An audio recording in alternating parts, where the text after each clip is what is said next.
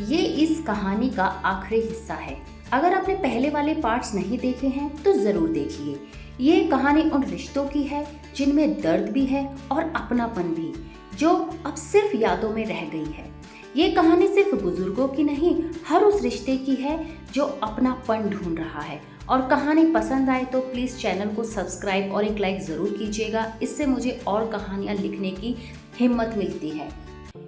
कुछ हफ्ते बाद एक रात अचानक तबीयत फिर बिगड़ी। बाबूजी इस बार शांत थे, बिल्कुल चुप। उनके चेहरे पर कोई डर नहीं था, बस होठों पर हल्की सी मुस्कान थी। अस्पताल ले जाया गया, पर कुछ देर बाद डॉक्टर बाहर आए और सिर झुका दिया। पूरा घर खामोश। उनके हाथ में वही डायरी थी, आखिरी पन्ना खुला था और उस पन्ने पर लिखा था, मैं जी गया। क्योंकि आखिरी सांस तक मैं अकेला नहीं था। मेरी पोती की हंसी मेरी दवा थी, पोते की बातें मेरा सहारा। बेटे की नज़रों में अब फिर से इज्जत दिखती थी और बहू के बनाए हलवे में फिर से घर का स्वाद था। अब इस अपनेपन की चादर ओढ़कर सोना चाहता हूँ। बहुत थक गया हूँ। डायरी पढ़कर पूरा परिवार फूट फूट कर रो पड़ा। अब वो स्टील का कप उनके कमरे में नहीं था, बल्कि उस कप में हर सुबह चाय रखी जाती थी, उस खिड़की के पास जहां वो बैठकर बाहर देखा करते थे। आरव ने एक फ्रेम बनवाया जिसमें लिखा था, बुजुर्गों को दवाई नहीं अपनापन चाहिए, और वो अपनेपन की चाय सबसे बड़ी दवा होती है।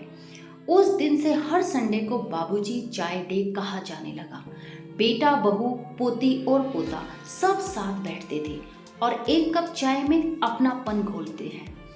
समय बीत रहा था, पर बाबूजी की गैर मौजूदगी में भी घर में उनका एहसास कम नहीं हुआ। अब हर रविवार को सुबह 9 बजे सब बाबूजी चाय डे मनाते थे। स्टील का वही पुराना कप, वही चाय, वही खिड़की के पास रखी कुर्सी।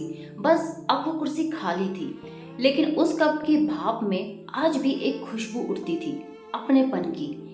एक दिन स्कूल में स्पीच कंपटीशन हुआ। अन्वी ने अपनी बात शुरू की। बुजुर्गों को सहारा नहीं चाहिए, वो तो खुद एक नींव होते हैं। अगर हम बैठकर सिर्फ 10 मिनट उनके पास रहें तो वो 10 साल और जीने की वजह ढूंढ लेते हैं। मेरे दादाजी चले गए, पर वो हर सुबह मेरे चाय के कप में रहते हैं। पूरा हॉल तालियों से गूंज उठा।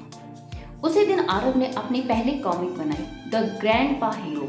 कवर पेज पर एक बुजुर्ग की मुस्कान थी और नीचे लिखा था, वो लड़ाई नहीं लड़े पर हमारे लिए पूरा जीवन जीत कर गए।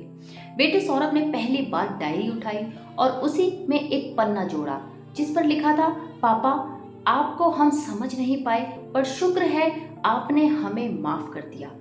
अब हम वो घर बना रहे हैं जिसमें हर बुजुर्ग खुद को जरूरत समझे, बोझ नहीं।